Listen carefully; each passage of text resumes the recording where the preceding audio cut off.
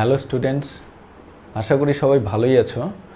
Previous ক্লাসে আমি তোমাদের অ্যালডিহাইড এবং কিটোনের কিছু প্রস্তুতি পড়িয়েছিলাম।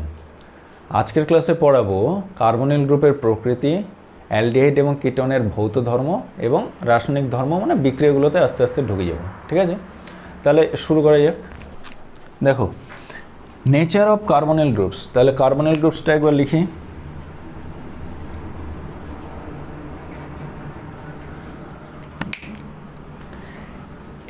এই গ্রুপটাকে কার্বনিল গ্রুপ বলা হয়, এর আগে বলেছি। মানে এখানে যদি হাইড্রোজেন থাকে তাহলে অ্যালডিহাইড, আর দুদিকে কার্বন থাকলে ওটা কিটোন হয়ে যাবে, হলো। আর এই কার্বনটাকে বলা হয় কার্বনিল কার্বন অ্যাটম, আর এই অক্সিজেনটাকে বলা হয় কার্বনিল অক্সিজেন অ্যাটম। তাহলে এখানে দেখো, কার্বন আর অক্সিজেনের মধ্যে তড়িৎ ঋণাত্মকতা অর্থাৎ ইলেকট্রোনেগেটিভিটি কার বেশি? এখানে অক্সিজেনের ইলেকট্রোনেগেটিভিটিটা বেশি আর কার্বনের কম। তাহলে ইলেকট্রোনেগেটিভিটি বেশি হলে কী হবে? বন্ধন ইলেকট্রন জোরকে অক্সিজেন নিজের দিকে বেশি পরিমাণে টানবে। হ্যাঁ, তার মানে পাই বন্ধনটা ইলেকট্রনগুলো অক্সিজেনের দিকে কিছুটা মুভমেন্ট হয়ে যাবে। ঠিক আছে, তাহলে এটা রেজোন্যান্স হাইব্রিড হিসেবেও লেখা যেতে পারে। কীরকম? তাহলে অক্সিজেনের ওপর যদি মাইনাস চার্জ হয়ে যায়, মানে ইলেকট্রন যদি পাই ইলেকট্রন অক্সিজেনের ওপরে চলে যায়, তাহলে ও নেগেটিভ আধানগ্রস্ত হয়ে গেল। আর কার্বন কি হলো? ওর পাই ইলেকট্রন সরে গেল, তাহলে ইলেকট্রনের ঘাটতি হলো, ওটা হবে পজিটিভ চার্জ। ঠিক আছে, তাহলে এটাকে একবারে রেজোন্যান্স হাইব্রিড হিসেবে আমরা কিভাবে লিখতে পারি?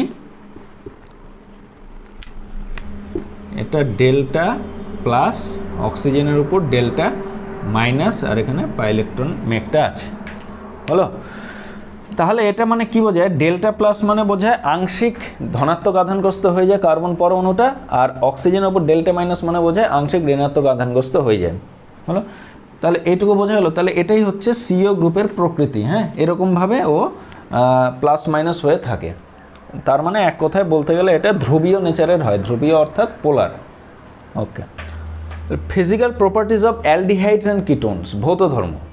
অ্যালডিহাইডগুলোর মধ্যে একমাত্র ফর্মালডিহাইড হলো গ্যাসীয় এবং সেটা তীব্র ঝাঁঝালো গন্ধযুক্ত। ফর্মালডিহাইড বাদ দিয়ে অন্য যে কোনো অ্যালডিহাইড এবং কিটোনগুলো তোমার তরল প্রকৃতির হয় এবং সেটা লোয়ার কার্বন সংখ্যা অবধি, তার মানে আপ টু 11 কার্বন অ্যাটমস। 11টা কার্বন সংখ্যা অবধি অ্যালডিহাইড কিটোনগুলো তরল হয়। 11টার বেশি যখন আরও কার্বন সংখ্যা বেড়ে যাবে তখন সেগুলো কিন্তু কঠিন পদার্থে পরিণত হয়ে যাবে। আচ্ছা, এবার অ্যালডিহাইড এবং কিটোনগুলোর বিভিন্ন ধর্ম, ভৌত ধর্ম বলতে ও দ্রাব্যতা, তোমার স্ফুটনাঙ্ক, ডাইপোল মোমেন্ট মানে দ্বিমেরু ভ্রামক, এগুলো অন্যান্য পদার্থগুলোর সঙ্গে, অন্যান্য যৌগের সঙ্গে, অর্থাৎ অ্যাসিড, কার্বক্সিলিক অ্যাসিড, ইথার, তোমার অ্যালকেন, এগুলোর সঙ্গে কম্পারিজন করব। হ্যাঁ, তাহলে দেখো দুটো আমি টেবিল আছে, টেবিল দেখে আমি কম্পারিজনটা বুঝিয়ে দিই। তাহলে আমি আলোচনা করছি ফার্স্ট পয়েন্টটা, বয়েলিং পয়েন্ট মানে স্ফুটনাঙ্ক। তাহলে অ্যালডিহাইড বা কিটোনের স্ফুটনাঙ্ক সম আণবিক গুরুত্ব বিশিষ্ট অ্যালকেনের তুলনায় বেশি হয়, একটু বেশি হয়। কেন? কারণটা হচ্ছে তোমার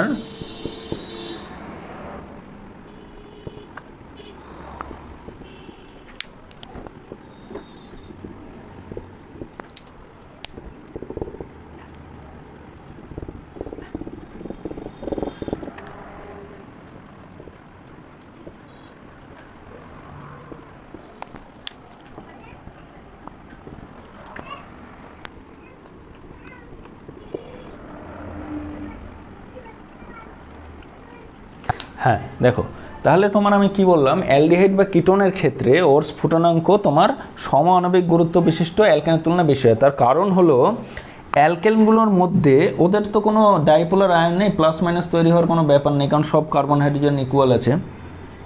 তাহলে সেখানে ওদের মধ্যে যে আকর্ষণ বলটা বিভিন্ন লেয়ারে কাজ করে, এদের এই দেখো এখানে বুঝিয়েছি লাল কালি দিয়ে, তোমার এই বিভিন্ন লেয়ারে তোমার দুর্বল ভ্যান ডার ওয়াল আকর্ষণ বল কাজ করে। ঠিক আছে, ফোর্সটার নাম কি বললাম? ভ্যান ডার ওয়াল আকর্ষণ বল, van der Waals attractive force. ঠিক আছে, তাহলে আকর্ষণ করার জন্য ওদের এই ভ্যান ডার ওয়াল আকর্ষণ বলের মানটা খুব কম হয়, তার মানে একে একটু হিট দিলেও তাড়াতাড়ি ভেঙে যায় বন্ধনগুলো। ঠিক আছে, আর তোমার অ্যালডিহাইড বা কিটোনের ক্ষেত্রে এদের যে আকর্ষণ বলটা কাজ করে ওটাকে বলা হয় ডাইপোল অ্যাট্রাকটিভ ফোর্স। তার মানে ডাইপোল আকর্ষণ বল এর মানটা ভ্যান ডার ওয়াল বলের তুলনায় অনেকটাই বেশি হয়, দেখো এখানে বুঝিয়েছি কার্বন, তো কার্বনের নেচারটা প্রথমেই বললাম যে কার্বন ডেল্টা প্লাস হয়, অক্সিজেন ডেল্টা মাইনাস হয়। তাহলে এখানে কি ডাইপোলার আয়ন তৈরি হয়ে গিয়েছে।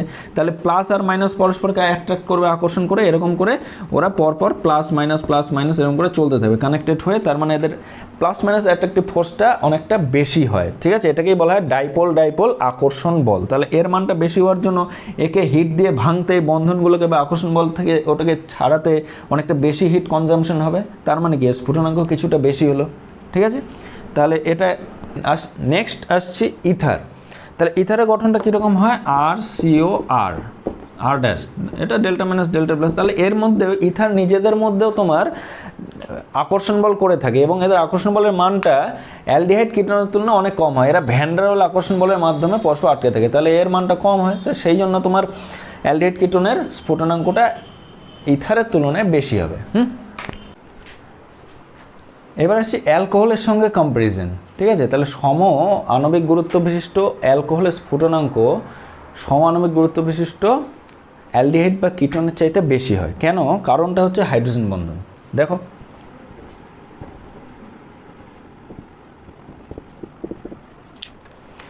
এখানে হাইড্রোজেন এবং অক্সিজেনের মধ্যে একটা হাইড্রোজেন বন্ধন হয়, ক্লাস 11-এ তোমরা শিখেছো। হ্যাঁ, এখানে ইন্টারমলিকুলার হাইড্রোজেন বন্ধন হয়, মানে আন্তরাণবিক হাইড্রোজেন বন্ধন হয়, এটা চলতেই থাকে, ঠিক আছে। তাহলে এই অবস্থায় কি হয়, অসংখ্য অ্যালকোহল অণুগুলো পরস্পরের সঙ্গে সংগুণিত অবস্থায় থাকে, অ্যাসোসিয়েট হয়ে থাকে। তাহলে এদেরকে কি ব্রেক করতে, এই বন্ধনগুলোকে ভাঙতে প্লাস হাইড্রোজেন বন্ধনগুলোকে ভাঙতে এক্সট্রা কিছু এনার্জি বা হিট প্রয়োজন হয়। সেই জন্য অ্যালকোহলের স্ফুটনাঙ্ক তোমার অ্যালডিহাইড বা কিটোনের ওই ডাইপোল আকর্ষণ বলের তুলনায় বেশি হওয়ার জন্য ওদের তুলনায় বলনাঙ্ক বা স্ফুটনাঙ্ক বেশি হয়, ঠিক আছে। এবার আসছি অ্যাসিড। কার্বক্সিলিক অ্যাসিডের স্ফুটনাঙ্ক সমতুল্য অ্যালডিহাইড বা কিটোনের তুলনায় বেশি হয়। তার কারণ হলো কার্বক্সিলিক অ্যাসিডেও হাইড্রোজেন বন্ধন গঠন হয় এবং সেটা ডাইমার ফরমেশন করে। তার মানে দুটো অণু পরস্পর হাইড্রোজেন বন্ধনের মাধ্যমে যুক্ত হয়ে যায়। কীরকম দেখো,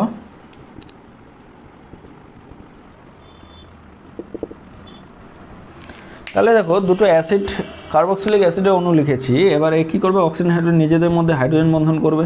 তাহলে এখানেও আরেকটা হবে। তাহলে এটা ইন্ট্রামলিকুলার হাইড্রোজেন বন্ধন এবং এটাকে বলা হয় ডাইমার অণু। হ্যাঁ, দুটা অণু যুক্ত হয়ে তোমার এরকম একটা সাইক্লিক কম্পাউন্ড তৈরি হয়েছে, এটাকে বলা হয় ডাইমার অণু এবং এর গঠনটা যথেষ্ট স্টেবল। এটাকে ভাঙতে প্রচুর এনার্জি প্রয়োজন, সেই জন্য সম আণবিক গুরুত্ববিশিষ্ট অ্যালডিহাইড কিটোনের তুলনায় এর ডাইপোল মোমেন্টের মান এর স্ফুটনাঙ্কের মানটা অনেকটাই বেশি হয়। ওকে, এবার আসছি শুধু ওই একটা টেবিল লিখে রেখেছি, এবার ওটা বোঝাচ্ছি। এবার অ্যালডিহাইড আর কিটোনের মধ্যে কার স্ফুটনাঙ্কটা বেশি হবে। হ্যাঁ, তাহলে একটু বলি, এখানে দেখো আগে বলে নিই, এখানে একটা অ্যালডিহাইড লেখা আছে, CHO গ্রুপ আছে অ্যালডিহাইড, ওর কম্পাউন্ডটার নাম, এটা কম্পাউন্ড, এটা মিউ মানে ডাইপোল মোমেন্ট অর্থাৎ দ্বিমেরু ভ্রামক, BP মানে বয়েলিং পয়েন্ট। তাহলে দেখো তোমার অ্যালডিহাইডের স্ফুটনাঙ্ক 49 ডিগ্রি সেলসিয়াস আর সমতুল্য কিটোনের স্ফুটনাঙ্ক 56 ডিগ্রি সেলসিয়াস। তাহলে কিটোনেরটা বেশি হলো, কেন আমি এক্সপ্লেন করছি। আর তোমার ডাইপোল মোমেন্টও কিটোনেরটা একটু বেশি 2.88 আর অ্যালডিহাইডে ছিল 2.80 ডিবাই, ঠিক আছে। তো কেন, কারণ অ্যালডিহাইডের ক্ষেত্রে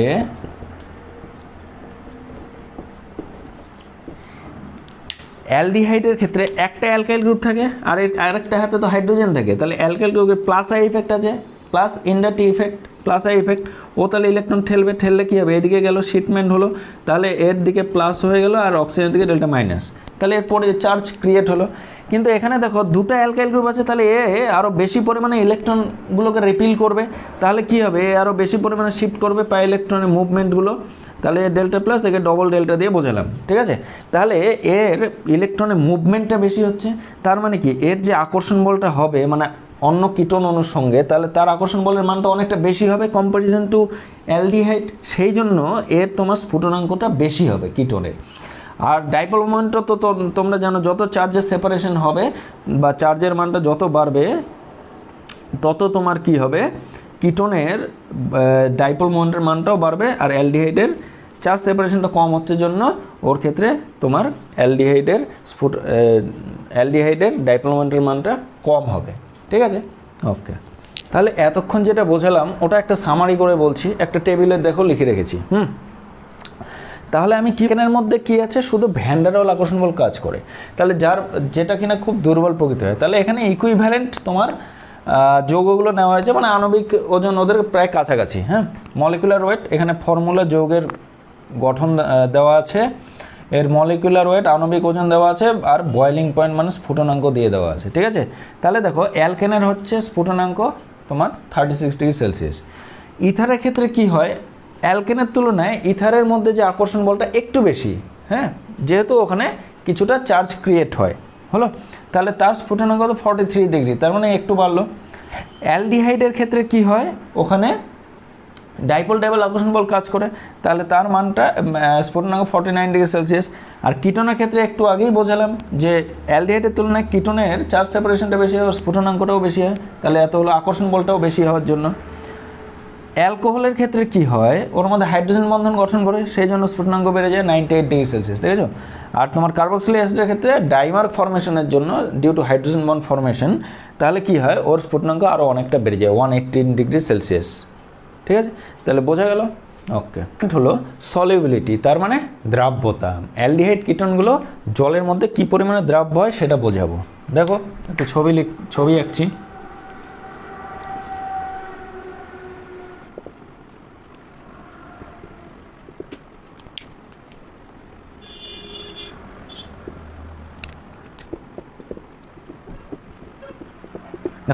দেখো তাহলে এখানে জলের অণুর মধ্যে হাইড্রোজেনটা ডেল্টা প্লাস, আর অক্সিজেনটা এখানে অ্যালডিহাইডে ডেল্টা মাইনাস, তাহলে এই প্লাস মাইনাস এদের মধ্যে একটা আকর্ষণ বল কাজ করবে।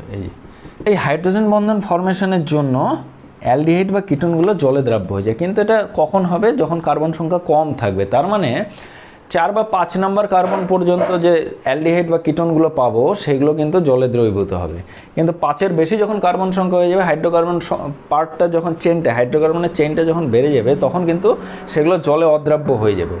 তো বাট সেগুলো কী হবে, জৈব দ্রাবকে দ্রবীভূত হবে। হ্যাঁ, ওকে, জল হচ্ছে তোমার ধ্রুবীয় বা পোলার দ্রাবক, এখানে তখন দ্রবীভূত হতে পারবে না। ঠিক আছে, নেক্সট দেখো mechanism of nucleophilic addition reaction of aldehyde and ketones. তাহলে তোমার নিউক্লিওফিলিক অ্যাডিশন রিয়াকশনটা এবার জানতে হবে। তাহলে নিউক্লিওফিলিক অ্যাডিশন রিয়াকশন করার আগে তোমাকে জানতে হবে নিউক্লিওফাইলটা কী বা ইলেকট্রোফাইল কী, তাহলে সেই জন্য সেই দুটো আগে একটু আলোচনা করে নিই। হ্যাঁ, তাহলে বুঝতে সুবিধা হবে। তাহলে what is nucleophile and what is electrophile. তাহলে নিউক্লিওফাইল কি লিখছি দেখো,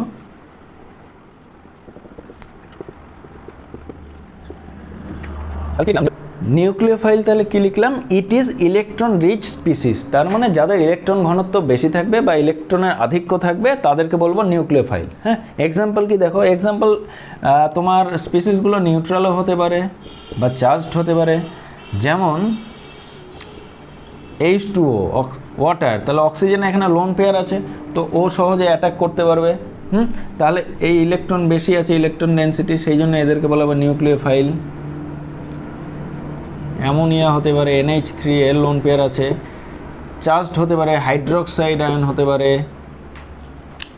সায়ানাইড আয়ন হতে পারে, অ্যাটসেট্রা, প্রচুর হয়, জাস্ট কয়েকটা এক্সাম্পল দিয়ে বোঝালাম। হ্যাঁ, চল চার্জ স্পিসিস কি, এগুলো মাইনাস চার্জ, মানে ইলেকট্রন ঘনত্ব বেশি আছে, তাহলে এরা নিউক্লিওফাইল। বা লোন পেয়ার নিউট্রাল কিছু স্পিসিস আছে যাদের লোন পেয়ার অফ ইলেকট্রন থাকবে, তারাও নিউক্লিওফাইল হিসেবে কাজ করবে। হ্যাঁ, তাহলে বোঝা গেল। তাহলে নিউক্লিওফাইল, অন্য কথায় নিউক্লিওফাইলকে বলা হয় নিউক্লিয়াস লাভিং গ্রুপ। কেন, কারণ নিউক্লিয়াস কি, পরমাণু নিউক্লিয়াস পজিটিভ চার্জড, তাই না, তাহলে এ তো নেগেটিভ চার্জ, তাহলে ও কী করবে, পজিটিভকে অ্যাট্রাক্ট করবে বা অ্যাটাক করবে, সেই জন্য বলা হয় নিউক্লিয়াস লাভিং গ্রুপ বা electron rich species.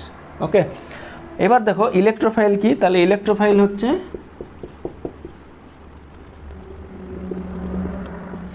It is electron deficient species, তার মানে ইলেকট্রনে ঘাটতি থাকবে, তো যাদের ইলেকট্রনে ঘাটতি থাকবে তাদেরকে বলা হবে ইলেকট্রোফাইল। আমার এই আলোচ্য বিষয় হচ্ছে নিউক্লিওফাইল বা নিউক্লিওফিলিক অ্যাডিশন রিঅ্যাকশন, তবু ইলেকট্রোফাইলটাও জানতে হবে, সেই জন্য এটাও একবারে পড়িয়ে দিচ্ছি। তাহলে ইলেকট্রোফাইলটা কি বললাম, ইলেকট্রন ডেফিসিয়েন্ট স্পিসিস, তার মানে ইলেকট্রনে ঘাটতি থাকবে, সেটা নিউট্রাল হতে পারে, চার্জড হতে পারে। কীরকম, ফর এক্সাম্পল দেখো BF3 বোরন ট্রাইফ্লোরাইড, এখানে বোরনের চারপাশে 3টে বন্ধন 6টা ইলেকট্রন আছে, তাহলে ও আরও 2টো ইলেকট্রন অ্যাকোমোডেট করতে পারে, মানে নিতে পারে। সিমিলারলি অ্যালুমিনিয়াম ক্লোরাইড, এগুলো হচ্ছে তোমার ইলেকট্রন ডেফিসিয়েন্ট স্পিসিস বা ইলেকট্রোফাইল হিসেবে এরা কাজ করে। হলো, তারপরে NO2 প্লাস চার্জ, হ্যাঁ, হ্যালোজেন হতে পারে ক্লোরিন প্লাস ইত্যাদি ইত্যাদি এটসেট্রা। তাহলে এগুলো যেহেতু প্লাস বা ঘাটতি আছে তাই এরা হচ্ছে তোমার ইলেকট্রোফাইল, ঠিক আছে। তাহলে এগুলো ছিল নিউট্রাল, এগুলো হচ্ছে চার্জড। তাহলে ইলেকট্রোফাইল বোঝা, তাহলে ইলেকট্রোফাইল কার সঙ্গে যুক্ত হবে বা বিক্রিয়া করবে, ও নিউক্লিওফাইলের সঙ্গে বিক্রিয়া করবে, কেমন? ওকে, তাহলে ইলেকট্রোফাইল নিউক্লিওফাইল ব্যাপারটা ক্লিয়ার হলো। এবার আমরা আলোচ্য বিষয়ে ঢুকে যাচ্ছি। কার্বনিল গ্রুপের নেচার তো আমরা বলেছি, তবু আরেকবার একটু বলে নিই। কার্বনিল কার্বনটা ডেল্টা প্লাস হয় আর কার্বনিল অক্সিজেনটা ডেল্টা মাইনাস হয়। তার মানে কার্বনিল গ্রুপের নেচারটা কি, যে কার্বন প্লাস চার্জ হয় আর অক্সিজেন মাইনাস চার্জ হয়, ঠিক আছে। তাহলে এখানে কার্বনটা হলো ইলেকট্রোফিলিক সেন্টার, তার মানে ইলেকট্রনে ঘাটতি আছে। এখানে কে অ্যাটাক করবে, কোনো একটা নিউক্লিওফাইল। যেমন একটা এক্সাম্পল দিয়ে বোঝাই, সিও কিটো গ্রুপ আছে, এর সঙ্গে HZ একটা কম্পাউন্ড ধরে নিলাম, যেখানে H হচ্ছে প্লাস চার্জ আর এটা হচ্ছে নেগেটিভ চার্জ হয়ে যাবে। তার মানে এটা আমি বলতে চেয়েছি ডেল্টা মাইনাস, এটা ডেল্টা প্লাস। জেড মানে কোনো একটা ওরকম টাইপের কোনো গ্রুপ আছে, সেটা পরে ফার্দার ডিসকাস করব। আমি জেনারেলি বোঝাচ্ছি বিষয়টাকে। তখন কি হবে, প্রোডাক্ট কি পাবো, এরকম একটা যৌগ পাবো। তার মানে জেড গ্রুপটা ওখানে ঢুকে যাবে এই কার্বনে। হ্যাঁ, কীভাবে, এবার মেকানিজমটা একটু বোঝার চেষ্টা করো। তাহলে এখানে CO যে গ্রুপটা আছে এটা ডেল্টা প্লাস, এটা ডেল্টা মাইনাস। এবার ZH যেটা নিয়েছিলাম এটা তো ডেল্টা মাইনাস ছিল, তাই না? তখন কি হবে, এ বন্ধন ইলেকট্রন নিয়ে এই কার্বনিল কার্বনে অ্যাটাক করবে, হলো। তাহলে কি পেলাম আমরা, তাহলে এ যদি এটা তাহলে নিউক্লিওফিলিক সেন্টার ছিল, ও গিয়ে ইলেকট্রোফিলিক সেন্টারে অ্যাটাক করলো, এখানে গিয়ে যুক্ত হলো। আর কার্বনের পাই বন্ধনটা উঠে, যেহেতু অক্সিজেন ঋণাত্মক নেগেটিভ চার্জড হয়ে যায়, ওর মাথায় ইলেকট্রনটা উঠে যাবে। তখন আমরা কি পাবো, জেড যুক্ত হয়ে গেল অক্সিজেনের উপর মাইনাস, হলো। এবার এই স্টেপটা একটু খেয়াল রাখবে, এইটা হচ্ছে স্লো স্টেপ হয়। হ্যাঁ, স্লো স্টেপটা কি হয়, রেট ডিটারমিনিং স্টেপ, মানে বিক্রিয়ার গতি নির্ণয় করা হয়। জাস্ট এইটুকু আপাতত জেনে রাখো। পরের স্টেপে কি হবে, তোমার বিক্রিয়া মাধ্যম থেকে বা এই H প্লাস যেটা পড়েছিল সে কি করবে, অক্সিজেনের সঙ্গে যেহেতু মাইনাস, ও তখন হাইড্রোজেনটা যুক্ত হয়ে একটা স্টেবল যৌগ তৈরি হয়ে যাবে, ঠিক আছে। দেখো ও H হয়ে গেলো। এই লাস্ট স্টেপটা হচ্ছে তোমার ফার্স্ট স্টেপ। হ্যাঁ, দ্রুত বিক্রিয়াটা ফটাফট হয়ে যাবে। হ্যাঁ, তাহলে কি পেলাম, তাহলে একটা খালি ডিফারেন্স কি দেখতে পারলা, এই কার্বনিল কার্বনটা ছিল sp2 কার্বন, আর প্রোডাক্ট যেটা পেলাম ওটা হয়ে যাবে sp3 সংকরায়িত কার্বন, sp3 হাইব্রিডাইজড কার্বন। জাস্ট এটাই ডিফারেন্স। তাহলে এটাই হচ্ছে তোমার nucleophilic addition reaction of aldehyde ketone. তাহলে এখানে অ্যালডিহাইড বা কিটোনের ক্ষেত্রে সেম বিক্রিয়া ঘটবে। হ্যাঁ, কারণ কার্বনটা তো ইলেকট্রোফিলিক সেন্টার। তাহলে এখানে কি হলো, এই নিউক্লিওফাইল গ্রুপটা ওখানে অ্যাড হলো, এই যে যুক্ত হলো, সেই জন্য বলছি অ্যাডিশন বিক্রিয়া, বা বাংলায় বলছে যুত বিক্রিয়া, কেমন। এবার আমরা জানবো chemical reactivity towards nucleophilic addition reaction of aldehyde ketones. তার মানে অ্যালডিহাইড আর কিটোনের মধ্যে যে নিউক্লিওফিলিক অ্যাডিশন রিঅ্যাকশনটা হবে, কে ফার্স্ট বিক্রিয়া করবে আর কে স্লো, মানে কার বিক্রিয়াটা দ্রুত ঘটবে। তো এখানে দুটো এফেক্ট দিয়ে বোঝানো হয়। এক নম্বর হচ্ছে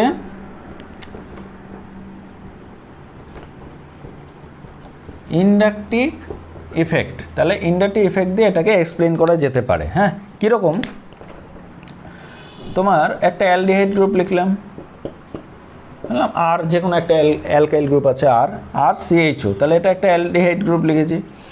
আর একটা কিটোন নিচে লিখি, আর CO আর ড্যাশ ধরে নিলাম অন্য কোনো অ্যালকাইল গ্রুপ, ঠিক আছে। দুটো ডিফারেন্ট অ্যালকাইল গ্রুপ ধরে নিলাম। তাহলে এখানে কি আছে, তোমার ইন্ডাকটিভ ইফেক্ট কি, অ্যালকাইল গ্রুপের আমরা জানি প্লাস I ইফেক্ট আছে, ও ইলেকট্রন রিপেলিং গ্রুপ, ইলেকট্রন ঠেলে, তাহলে ও ইলেকট্রন ঠেললে কি হলো, তোমার এর যে ডেল্টা প্লাস ঘাটতি ছিল, কার্বন অক্সিজেন ডেল্টা মাইনাস, তাহলে ডেল্টা প্লাস যে ইলেকট্রনের ঘাটতিটা ছিল ওটাকে কি অ্যালকাইল গ্রুপটা ইলেকট্রন ঠেলে প্রশমিত করে দিচ্ছিল। তাহলে এই ক্ষেত্রে যতটা প্রশমিত করতে পারছে, তাহলে এখানেও তো ডেল্টা প্লাস ডেল্টা মাইনাস হয়ে আছে, তাহলে এখানে তো দুটা অ্যালকাইল গ্রুপ প্রেজেন্ট, তাহলে ও কি করে, দুদিক দিয়ে ঠেলবে, তার মানে এর কার্বনের যে ঘাটতিটা আছে ও বেশি করে প্রশমিত করবে। তাহলে প্রশমিত করলে কী হবে, রিঅ্যাক্টিভিটিটা কমে যাবে, তাই কি না।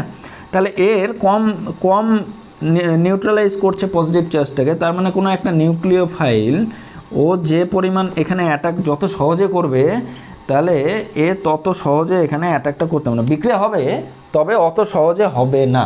কি বোঝা গেল? তাহলে ইন্ডাক্টিভ এফেক্ট দিয়ে তার মানে তোমার এর প্লাস চার্জটাকে প্রশমিত করলে, এবার যার যত ইলেকট্রন ঘাটতি থাকবে তত নিউক্লিওফাইল সহজে অ্যাটাক করবে, পজিটিভ চার্জ যত বেশি হবে। এখানে পজিটিভ চার্জটা বেশি আছে, এখানে পজিটিভ চার্জের পরিমাণটা বা ঘনত্বটা কমে যাচ্ছে, কারণ দুটো অ্যালকাইল গ্রুপ ইলেকট্রন ঠেলছে। দেখো বিষয়টা বোঝা গেল? তাহলে তখন নিউক্লিওফাইল ইজিলি এখানে অ্যাটাক করতে পারবে না, এখানে সহজে অ্যাটাক করতে পারবে। তাহলে এটা গেল ইন্ডাক্টিভ এফেক্ট দিয়ে। যেমন কীরকমভাবে তাহলে আমরা সিরিজটা লিখতে পারি, ধরে নাও ফর্মালডিহাইড অ্যাসিটালডিহাইড একটা অ্যাসিটন লিখি, ঠিক আছে? তাহলে এদের মধ্যে তাহলে এদের মধ্যে রিঅ্যাক্টিভিটি কার বেশি? নিউক্লিওফিলিক অ্যাডিশনের প্রতি অ্যালডিহাইডটার বেশি হবে, তারপরে এই অ্যালডিহাইডটা, তারপরে কিটোন পরে হবে, ঠিক আছে? ওকে, হচ্ছে স্টেরিক ইফেক্ট দিয়ে তোমার কেমিক্যাল রিঅ্যাক্টিভিটিটা কম্পারিজন করা যেতে পারে। হ্যাঁ, তাহলে স্টেরিক ইফেক্টটা কীরকম? তাহলে এখানে দেখো, এখানে বড় বড় মিথেল কিটোনের ক্ষেত্রে কি আছে? বড় বড় অ্যালকাইল গ্রুপ আছে। তাহলে এরা যদি অ্যালকাইল গ্রুপ থাকে, তাহলে নিউক্লিওফাইলটা যে এখানে অ্যাটাক করবে, স্পেসটা কমে যাচ্ছে, কারণ এখানে বড় বড় অ্যালকাইল গ্রুপ থাকলে ওদের বাধা সৃষ্টি করছে, ওই জন্য বলছে এখানে স্টেরিক হিন্ড্রেন্স আছে। তাহলে ও ইজিলি ব্যাক সাইড অ্যাটাক করতে পারছে না। কিন্তু অ্যালডিহাইডের ক্ষেত্রে ছোটো একটা হাইড্রোজেন আছে, অ্যালকাইল গ্রুপ যদি থাকেও বা ছোটো একটা অ্যাটলিস্ট হাইড্রোজেন আছে, তাহলে ও নিউক্লিওফাইল কিটোনের তুলনায় অ্যালডিহাইডে সহজে অ্যাটাকটা করতে পারবে এবং বিক্রিয়াটা দ্রুত ঘটবে, ঠিক আছে? বোঝা গেল? তাহলে এটাই হচ্ছে স্টেরিক ইফেক্ট দিয়ে বোঝানো হলো যে কেমিক্যাল রিঅ্যাক্টিভিটিটা কার বেশি, অ্যালডিহাইড না কিটোন। তাহলে কীরকমভাবে আমি সিরিজটা লিখতে পারি?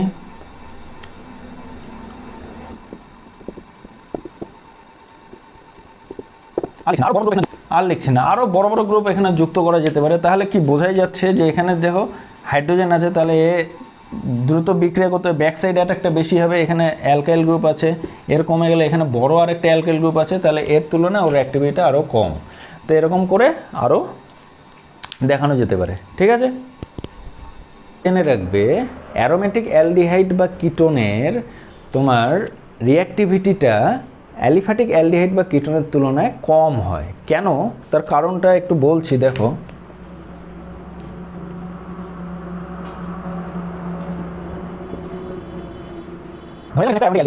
কিটোন নিয়েছি, ঠিক আছে? তো এখানে বেনজিন বলয়ের, মনে রাখবা বেনজিন বলয়ের একটা প্লাস আর ইফেক্ট আছে, মানে রেজোনেন্স ইফেক্ট কাজ করে, ঠিক আছে? তাহলে এর মানটা অনেকটাই বেশি হয় দেন ইন্ডাক্টিভ ইফেক্ট। তাহলে ও কি করবে? ইলেকট্রন তাহলে ওপরের দিকে ঠেলবে কার্বনিল কার্বনের দিকে, তার মানে কি হবে? এই পাই বন্ধনটা উঠে যাবে, কার্বনের ওপর অক্সিজেনের ওপর মাইনাস হয়ে গেল। তাহলে এখানে কি হলো? কার্বনের যেটা সিও গ্রুপের যেটা ডেল্টা মাইনাস হয়, অক্সিজেন কার্বন ডেল্টা প্লাস হয়, সেই কার্বনের ডেল্টা প্লাস মানে ঘাটতিটাকে এই পাই ইলেকট্রন প্রশমিত করেছে। তার মানে ইলেকট্রন ঘনত্বটা অন্য কথায় বললে ইলেকট্রন ঘনত্বটা কার্বনের ওপর বেড়ে যাচ্ছে, ঠিক আছে? যেটা যদি কম হতো ইলেকট্রন ঘনত্ব, তার মানে ঘাটতি হতো, তাহলে নিউক্লিওফাইল সহজে অ্যাটাক করতে পারতো। কিন্তু ওই ইলেকট্রন ঘনত্বটা বেড়ে যাচ্ছে, কারণ পাই ইলেকট্রনগুলো ওর সঙ্গে রেজোনেন্স করছে। তাহলে রেজোনেন্সটা কীরকম হলো একটু দেখো।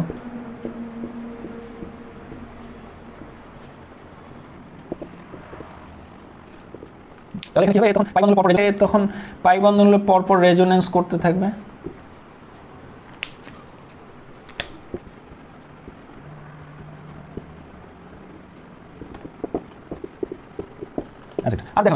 আর দেখালাম না এরকম করে আবার রেজোনেন্স চলতে থাকবে। পরের বার এটা নামবে, তারপরে অক্সিজেন থেকে নেমে রেজোনেন্সটা এরকমভাবে চলতে থাকবে। তার মানে আলটিমেট এই কথাটা বোঝা গেল যে বেনজিন বলয়ের প্লাস আর ইফেক্টের জন্য ইলেকট্রন ওইদিকে ঠেলে কার্বনের ইলেকট্রন ঘনত্ব বেড়ে গেলো, যেটা ঘাটতি হওয়ার কথা ছিল সেটা, বা প্লাস চার্জ যেটা ছিল সেটাকে প্রশমিত করে দিল, নিউট্রাল করে দিল।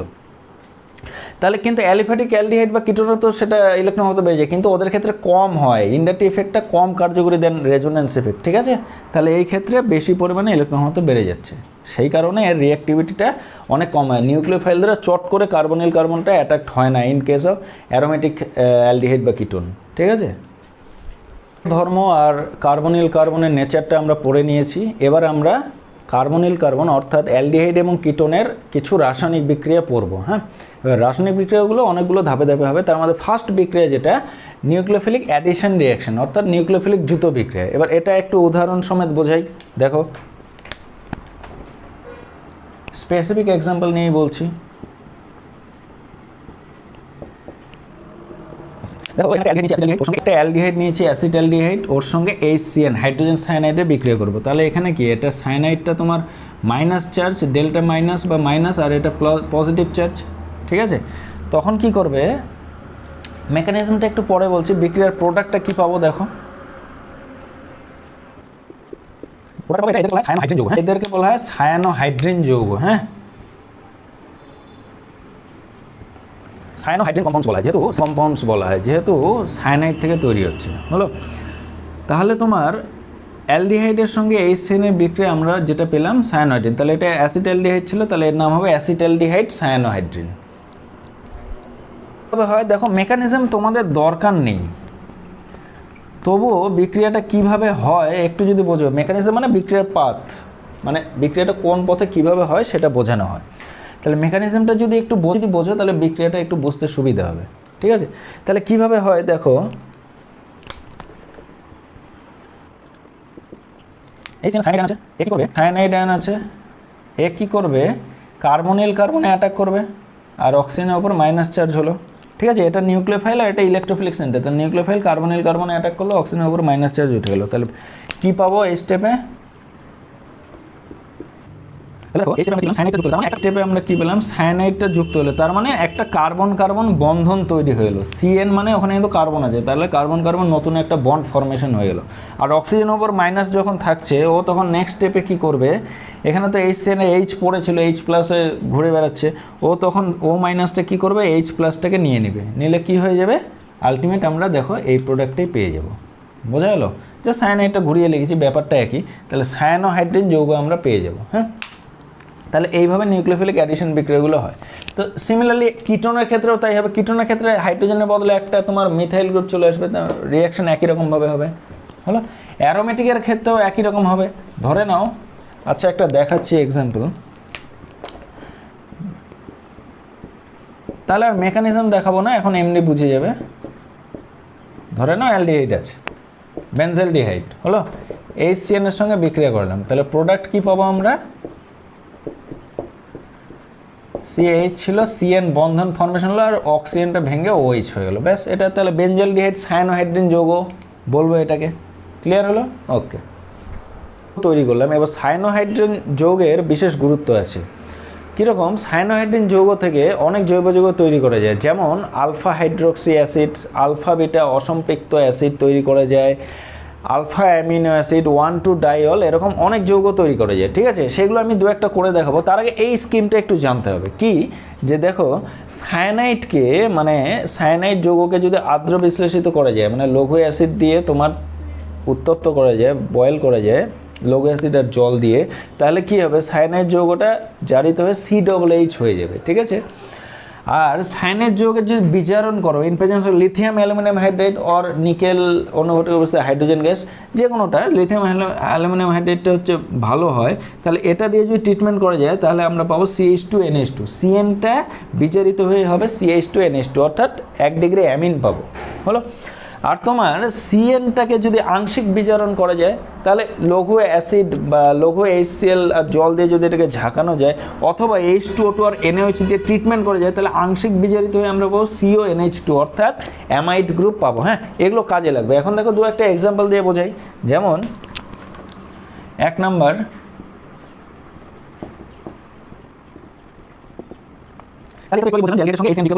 যে অ্যালডিহাইডের সঙ্গে HCN বিক্রিয়া করলাম, আমরা সায়ানোহাইড্রিন অ্যালডিহাইড সায়ানোহাইড্রিন যৌগটা পেলাম, হলো। এবার একে যদি আর্দ্র বিশ্লেষণ করা যায় তাহলে আমরা কি পাবো, এই যে একটু আগেই বললাম, এটা কি হয়ে যাবে, CH হয়ে যাবে, তার মানে অ্যাসিডে পরিণত হয়ে যাবে। দেখো প্রোডাক্টটা কি পাবো ফাইনালি, CH3COH COOH আর H। তাহলে সায়ানাইডটা আর্দ্র বিশ্লেষিত হয়ে কি পেলাম, কার্বক্সিল অ্যাসিড। তাহলে এটা কি, CH এর রেসপেক্টে এটা আলফা কার্বন, এটা বিটা কার্বন, তাহলে এটা কি আলফা হাইড্রোক্সি অ্যাসিড পেলাম। তাহলে এটা আমাদের অনেক সময় অনেক সিনথেসিসে কাজে লাগে, তাহলে এটা একটা পেলাম। আরও কি পেতে পারি, দেখো গাঢ় সালফিউরিক অ্যাসিড মানে কনসেন্ট্রেটেড H2SO4 দিয়ে যদি হিট করে যায় তাহলে কি হবে, এখান থেকে জল বেরিয়ে যাবে। হ্যাঁ, এই মিথাইলের হাইড্রোজেনটা ভেঙে লিখলাম, ভেঙে লিখলে কী হবে, হিট দিলে পরে এখান থেকে H আর OH বেরিয়ে যাবে, মাইনাস H2O। জল বেরিয়ে গেলে কী হবে, এলিমিনেশন হয়ে আমরা পাই বন্ধন পাবো। তাহলে প্রোডাক্ট কী পেলাম, CH2 double bond CH COOH। তাহলে এটা একটা কি আলফা বিটা অসম্পৃক্ত একটা কার্বক্সিলিক অ্যাসিড পেলাম, এর নাম অ্যাক্রাইলিক অ্যাসিড, স্পেসিফিক নাম আছে অ্যাক্রাইলিক অ্যাসিড। তাহলে একটা অসম্পৃক্ত অ্যাসিড পেলাম, তাহলে এগুলোও তৈরি করতে অনেক সময় আমাদের কাজে লাগে। ঠিক আছে, তাহলে এখানে সায়ানোহাইড্রিন যৌগ তৈরি করেছি। এবার এর সঙ্গে যদি অ্যামোনিয়ার রিয়াকশান করা যায় তাহলে কি হবে, এই OH গ্রুপটা প্রতিস্থাপিত হয়ে যাবে অ্যামিন গ্রুপ দিয়ে। হ্যাঁ, মেকানিজম দরকার নেই তোমাদের, জাস্ট নাইট্রোজেনের লোন পেয়ার দিয়ে বিক্রিয়াটা হয়, সেগুলো দরকার নেই। প্রোডাক্টটা কি পাবো দেখো,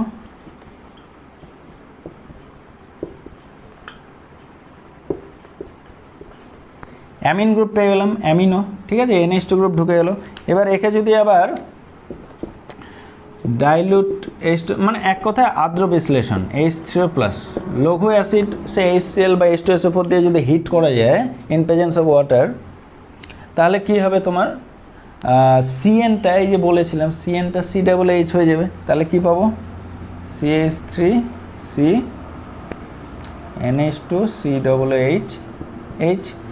দেখো তাহলে পেলাম CN-টা COOH হয়ে গেল। তাহলে এটা যেটা পেলাম এটাই তো amino acid, alpha amino acid, তাই না? এটার নাম হচ্ছে অ্যালানিন।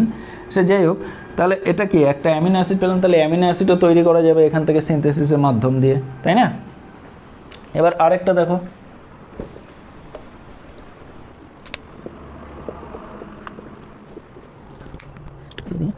আমরা লিথিয়াম অ্যালুমিনিয়াম হাইড্রাইড দিয়ে ট্রিটমেন্ট করা হয়, মানে বিজারণ করি, তাহলে কি হবে, CN-টা কি হয়ে যাবে, CH2NH2, এই যে বিজারিত হয়ে CH2NH2 হয়ে যাবে। তাহলে আমরা কি পাবো,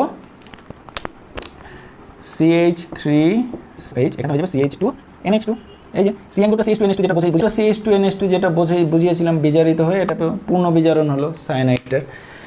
এবার একে যদি আমরা নাইট্রাস অ্যাসিড দিয়ে বিক্রিয়া করাই HNO2, তাহলে কি হয় জেনে রাখো, নাইট্রাস অ্যাসিড দিয়ে বিক্রিয়া করলে, আগে লিখি প্রোডাক্টটা,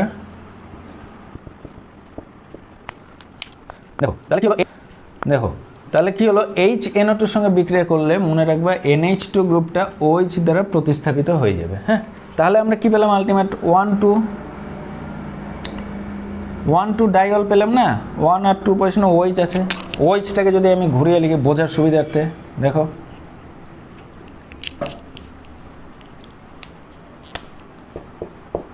OH,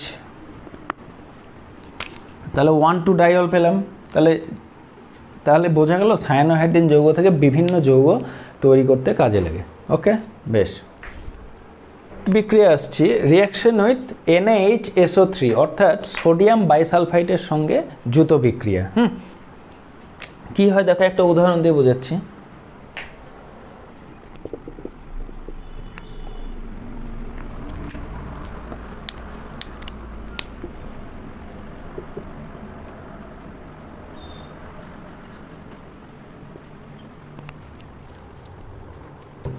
তাহলে এখানে কি হয়, সোডিয়াম বাইসালফেটের সঙ্গে যুত করলে যে যুত বিক্রিয়াটা পাই, এখানে কার্বন আর সালফারের মধ্যে একটা বন্ধন তৈরি হয়। ঠিক আছে, তাহলে এখানে মনে রাখার জন্য মনে রাখবা সুবিধার্থে, হাইড্রোজেনটা অক্সিজেনের সঙ্গে যুক্ত হয়ে যাবে, আর তোমার NaSO3 বা SO3Na গ্রুপটা কার্বনে যুক্ত হয়ে যাবে।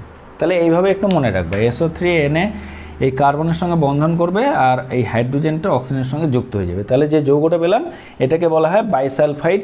অ্যাসিটালডিহাইড থেকে তৈরি হয়েছে, তাই অ্যাসিটালডিহাইড বাইসালফাইড যুত যৌগ। এটা একটা কেলাসাকার কঠিন ক্রিস্টাল।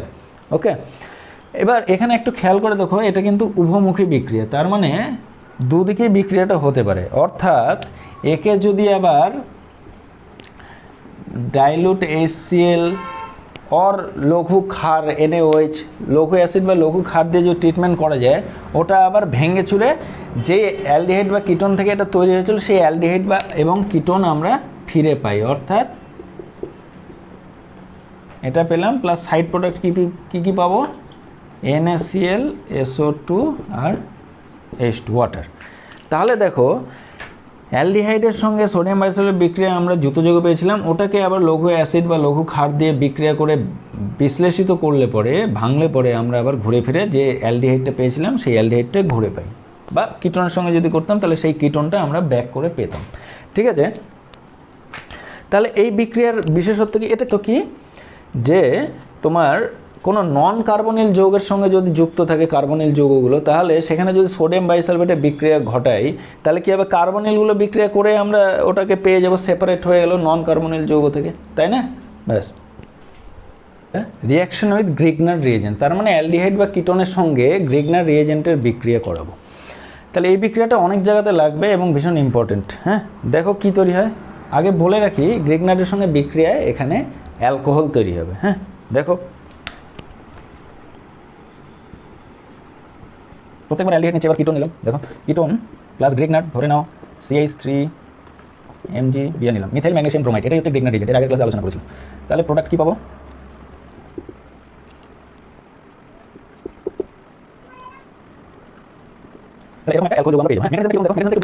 হ্যাঁ মেকানিজমটা কীরকম দেখো, মেকানিজমটা একটু বুঝে রাখো, তাহলে বিক্রিয়াটা বুঝতে সুবিধা হবে। আচ্ছা, আমি এখান থেকেই বোঝাচ্ছি, এই স্কিমটা বোঝা গেল তো? এবার দেখো এটা কি ডেল্টা মাইনাস, এটা ডেল্টা প্লাস হলো। তাহলে এ কী করবে, কার্বনিল কার্বন অ্যাটাক করবে, যেহেতু এটা ডেল্টা প্লাস ছিল, এটা ডেল্টা মাইনাস, এটা মাইনাস ছিল, গ্রিগনারের বিশেষত্বই এটা। তো মাইনাসটা কার্বনটা গিয়ে কোথায় অ্যাটাক করলো, এই কার্বনিল কার্বনে, এর উপরে অক্সিজেনের উপরে মাইনাস চার্জ উঠে গেলো। তাহলে কি পাবো আমরা, CH3CO মাইনাস হয়ে গেল, এখানে কার্বন যুক্ত হয়ে গেল মিথাইল, আরেকটা তো মিথাইল ছিলই, আর এখানে MgBrটা পজিটিভ পার্ট হয়ে একটা অস্থায়ী যৌগ হিসেবে রয়ে গেল। পরের স্টেপে যদি আর্দ্র বিশ্লেষণ করা যায় ডাইলুট অ্যাসিড দিয়ে, মানে হাইড্রোলিসিস যদি করা যায়, তাহলে কি পাবো, এই জায়গাটা ভেঙে আমরা OH হয়ে যাবে। হ্যাঁ, তার মানে প্রোডাক্টটাই আমরা পেয়ে যাব এইটা, আর সাইড প্রোডাক্ট কি হবে, MgOHBr প্লাস জল। আচ্ছা, আমি আবার বলছি, অর্গানিক রিয়াকশনগুলোর ক্ষেত্রে মেইন প্রোডাক্টটাই বা মেজর প্রোডাক্টটাই দরকার পড়ে, সাইড প্রোডাক্টটা অত ইম্পর্টেন্ট না, ওগুলো ইনঅর্গানিক রিয়াকশনের ক্ষেত্রে লাগে। তো যাই হোক, যদি মনে থাকে তাহলে লিখে দেবে। তাহলে মেইন প্রোডাক্টটা কী পেলাম, আমরা একটা অ্যালকোহল পেলাম। তাহলে অ্যালডিহাইডের ক্ষেত্রেও একই রকম বিক্রিয়া হবে, অ্যারোমেটিক্সের ক্ষেত্রেও একই রকম বিক্রিয়া হবে। ঠিক আছে, ওকে। রিয়াকশন উইথ অ্যালকোহল, তার মানে অ্যালকোহলের সঙ্গে অ্যালডিহাইড বা কিটোনের বিক্রিয়া। দেখো কীরকম হয় বিক্রিয়াটা, অ্যাসিটালডিহাইড নিলাম প্লাস এনি অ্যালকোহল নিলাম, আর OH, আর মানে যে কোনো অ্যালকাইল গ্রুপ আছে। তাহলে এর সঙ্গে বিক্রিয়া করে প্রোডাক্ট কি পাবো,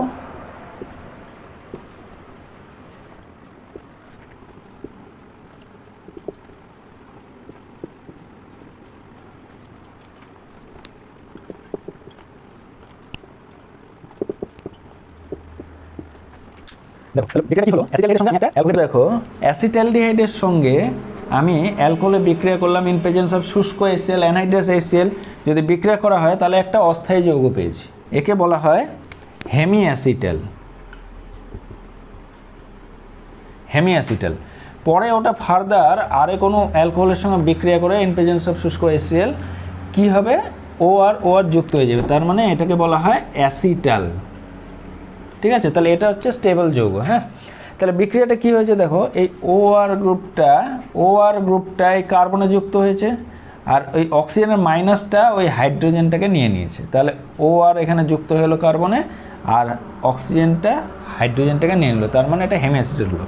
পরের ধাপে যখন আবার OH HCl দেওয়া যায়, তখন এই OH গ্রুপটা বেরিয়ে যাবে, জল হয়ে বেরিয়ে গিয়ে ওখানে OR গ্রুপটা আবার এখানে ইনকর্পোরেট হয়ে যাবে, তার মানে OR গ্রুপটা এই কার্বনে লাগবে, আর এই H আর OH জল হয়ে বেরিয়ে যাবে। ঠিক আছে, তাহলে বের হলে আবার OR গ্রুপ আরে কোনো লেগে গেল, তাহলে এই যে যৌগটা পেলাম একেই বলা হয় অ্যাসিটাল। ঠিক আছে, সিমিলারলি কিটোনের ক্ষেত্রে কিন্তু এই বিক্রিয়াটা হতে চায় না। হ্যাঁ, ওখানে স্টেরিকজনিত কারণে বিক্রিয়াটা হয় না, তবে ডাইহাইড্রিক অ্যালকোহলের সঙ্গে বিক্রিয়া করলে সাইক্লিক কিটাল তৈরি হয় কিটোনের সঙ্গে। হ্যাঁ, তো দেখো বিক্রিয়াটা দেখাচ্ছি।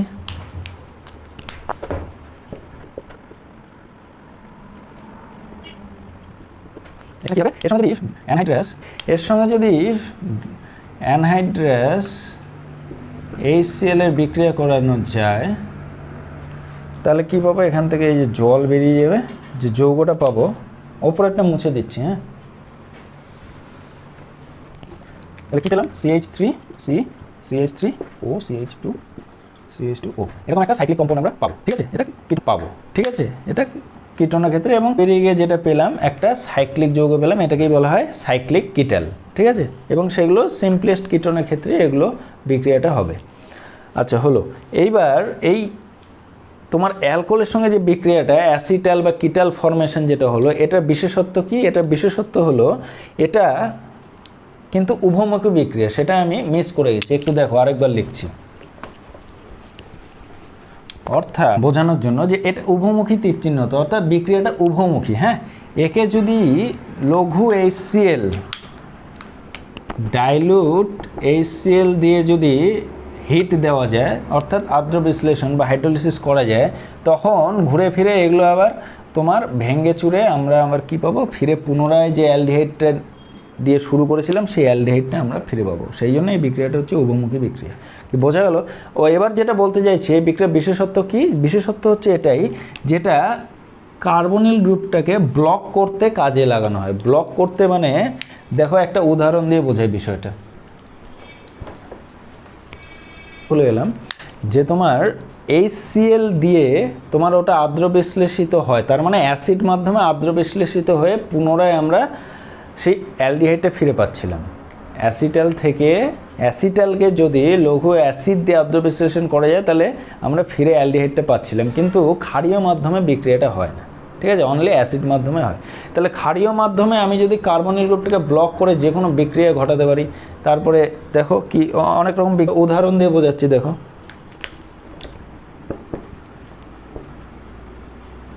অ্যাক্রালডিহাইড, একটু আগে বলেছিলাম, তাহলে অ্যাক্রালডিহাইডের সঙ্গে আগে বলেছিলাম, তাহলে অ্যাক্রালডিহাইডের সঙ্গে এবার মনে করো আমার এই পাই বন্ধনটাকে জারিত করে আমি এখানে OH গ্রুপ ঢোকাবো, তার মানে ডাইহাইড্রিক অ্যালকোহল বানাবো, 1,2-ডাইল বানাবো। ঠিক আছে, কিন্তু অ্যালডিহাইডটা ওরকমই রাখবো। তাহলে এখানে যদি এই অবস্থায় আমি KMnO4 দিতাম, KMnO4, আচ্ছা লিখে দেখাচ্ছি, KMnO4 dilute KMnO4 in presence of base, মানে NaOH এর প্রেজেন্সে KMnO4 যে ট্রিটমেন্ট করা যায়, তাহলে কি হয়, বায়ার্সের বিকারক মনে আছে, তাহলে কি পাবো, CH2OH। তাহলে আমরা কি পেলাম, এখানে একটা ডাইহাইড্রিক অ্যালকোহল পেলাম, ঠিক আছে, এখানে একটা ডাইহাইড্রিক অ্যালকোহল পেলাম, ঠিকই আছে, কিন্তু CHO গ্রুপটাও জারিত হয়ে আমার অ্যাসিড হয়ে গেছে। তো সেটাকে তো আটকানো যায়নি। তাহলে আমার কি প্রয়োজন ছিল, আমার অ্যালডিহাইডটাই দরকার, মানে আমার প্রোডাক্টটা চাইছে CHO, এটা আমার চাওয়া হয়েছে। ঠিক আছে, তাহলে আমার এইটাকে যদি ইনট্যাক্ট রাখতে চাই, তাহলে আমাকে এই গ্রুপটাকে ব্লক করতে হবে, তারপরে বিক্রিয়াটা করব। বোঝা গেল? দেখো কিভাবে ব্লক করব। তার মানে এখানে সিম্পল অ্যালকোহলের সঙ্গে বিক্রিয়া করে অ্যাসিটাল ফরমেশন করব। তাহলে ROH নিলাম, অ্যানহাইড্রাস HCl নিলাম, আমি একবারে অ্যাসিটাল ফরমেশনটা দেখাচ্ছি। CH2 আচ্ছা, এখানে ROH মিথানল নিলাম, তাহলে কি পাবো, OCH3H। দেখো অ্যাসিটাল ফরমেশন হয়ে গেল, এর ফরমেশন হয়ে গেল। এবার যদি এর সঙ্গে অ্যালকালাইন মানে NaOH মিডিয়ামে KMnO4 এর সঙ্গে যদি রিয়াকশানটা করাই, তখন কি পাবো, তোমার সিস ডাইল আমি পেয়ে যাব।